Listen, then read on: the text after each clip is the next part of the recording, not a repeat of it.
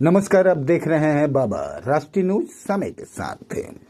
फिरोजाबाद उत्तर प्रदेश के फिरोजाबाद जिले के टुंडला थाना क्षेत्र से एक बेहद सनसनीखेज और हैरान करने वाला मामला सामने आया है।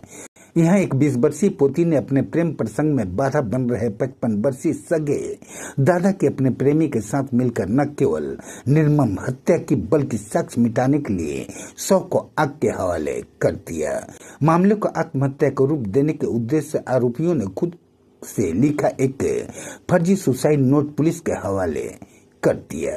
फिरोजाबाद पुलिस ने वैज्ञानिक साक्ष्यों और कॉल के डिटेल CDR के आधार पर रविवार का आरोपी युवती और उसके प्रेमी को गिरफ्तार कर जेल भेज दिया है।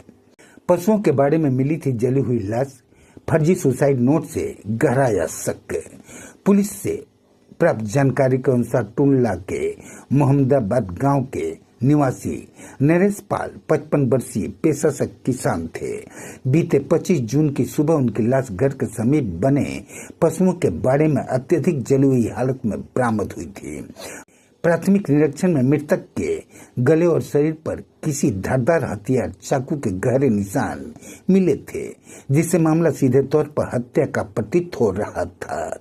घटना कुछ ही घंटों बाद परिजनों और मृतक की पोती रश्मि, जो 20 साल की है, पुलिस को एक सुसाइड नोट सौंपा।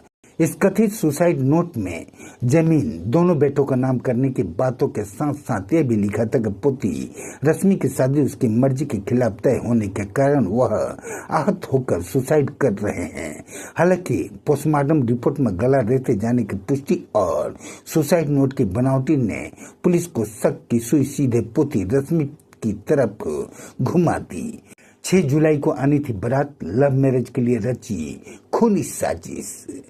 टुंडला थाना पुलिस और सर्विलांस टीम ने जब संदेह के आधार पर रश्मि के मोबाइल के कॉल डिटेल रिकॉर्ड CDR खंगाली तो सिकोहाबाद का डायनी गांव निवासी विपिन 22 वर्षीय का नंबर सामने आया, जिससे रश्मि की लगातार लंबी बातचीत हो रही थी।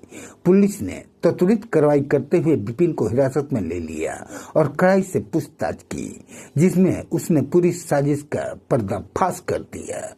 विपिन ने पुलिस को बताया कि वह और रश्मि पिछले 4 वर्षों से गंभीर प्रेम संबंध में थे और लव मैरिज करना चाहते थे, लेकिन रश्मि के दादा नरेश पाल इस रिश्ते के सख्त खिलाफ थे।